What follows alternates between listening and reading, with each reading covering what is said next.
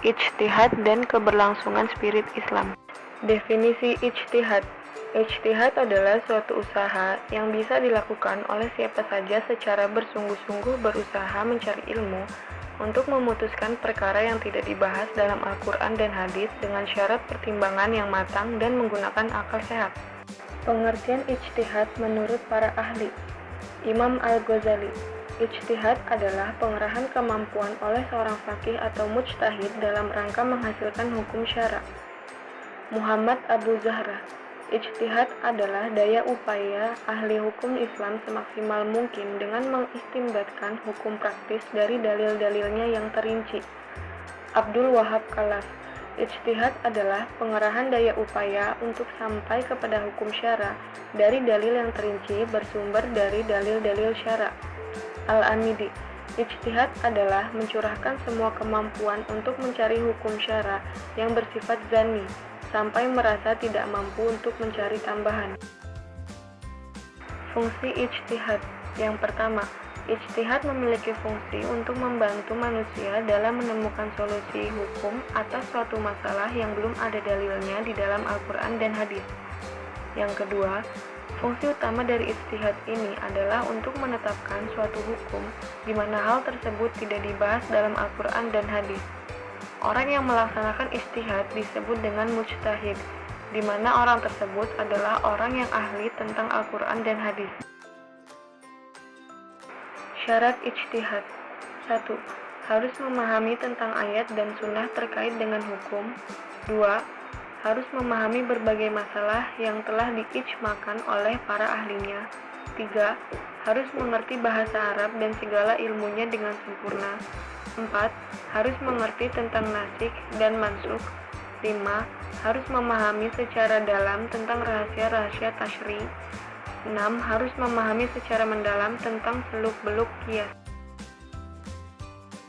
Tujuan ijtihad, yaitu sebagai pemenuh seluruh umat Islam akan pegangan hidup dalam beribadah kepada Allah dalam waktu dan tempat tertentu. Jenis-jenis ijtihad. 1. Ijma, yaitu suatu kesepakatan para ulama dalam menetapkan hukum agama Islam berdasarkan Al-Quran dan hadis dalam suatu perkara.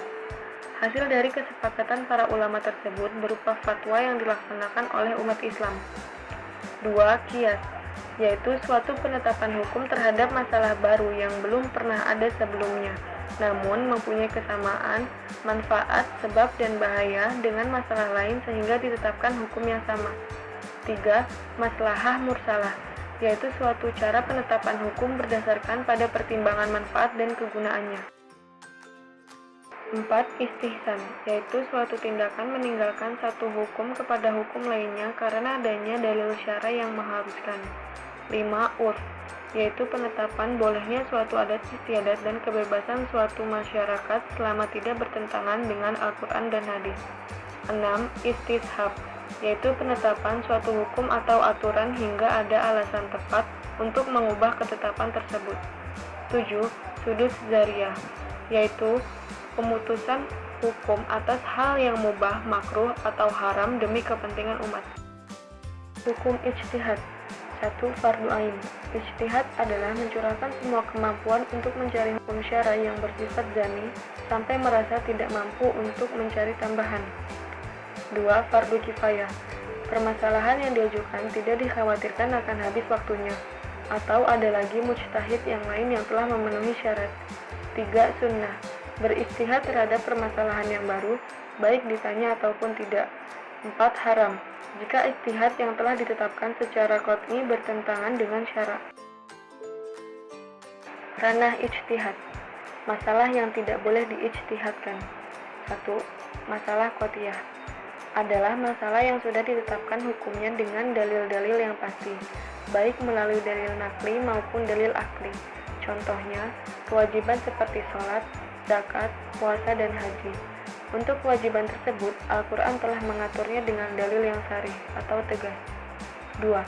Masalah yang telah dijinakan oleh ulama mujtahid dari suatu masa, demikian pula lapangan hukum yang bersifat ta'awudi atau ghairu ma'qulil makna, di mana kualitas ilat hukumnya tidak dapat dicerna dan diketahui oleh akal mujtahid. Contohnya, setiap pemberian seperenam pusaka untuk nenek. Masalah yang dapat diijtihadkan, yaitu masalah-masalah yang ditunjuk oleh nas yang zaniyatul wurud atau kemunculannya perlu penelitian lebih lanjut, dan zaniyatul dilalah atau makna dan ketetapan hukumnya tidak jelas dan tegas. Masalah-masalah yang tidak ada nasnya sama sekali, sedangkan bagi masalah yang telah ditetapkan oleh dalil syar'i atau jelas dan tegas, yang qot'iyatut wurud atau kemunculannya tidak perlu penelitian lebih lanjut, dan qot'iyatut dilalah atau makna dan ketetapan hukumnya sudah jelas dan tegas, maka tidak ada jalan untuk diijtihadi. Keberlangsungan spirit Islam. Pengertian spiritualitas. Secara bahasa, spiritualitas berasal dari bahasa Latin yaitu spiritus yang berarti roh, jiwa, dan semangat. Dari kata Latin ini terbentuklah kata Prancis yaitu spirit dan kata bendanya la spiritualite. Setelah kata Prancis ini, kita mengenal kata Inggris yaitu spirituality, yang dalam bahasa Indonesia menjadi kata spiritualitas. Dalam arti sebenarnya, spiritualitas berarti hidup berdasarkan atau menurut roh. Dalam konteks hubungan dengan yang transenden, roh tersebut yaitu roh Allah sendiri. Spiritualitas adalah hidup yang didasarkan pada pengaruh dan bimbingan roh Allah. Spiritualitas juga dapat diartikan sebagai bidang penghayatan bitinia terhadap Tuhan melalui laku-laku tertentu yang sebenarnya terdapat pada setiap agama, tetapi tidak semua pemeluk agama menekuninya. Faktor-faktor yang berhubungan dengan spiritualitas, yaitu Tuhan, diri sendiri, jiwa seseorang, dan sesama manusia. Model ijtihad yang dibutuhkan pada era modern. Merumuskan hukum baru pada era sekarang sangat dibutuhkan, sebab realita yang ada pada zaman sekarang tidak sama dengan fenomena pada masa terdahulu.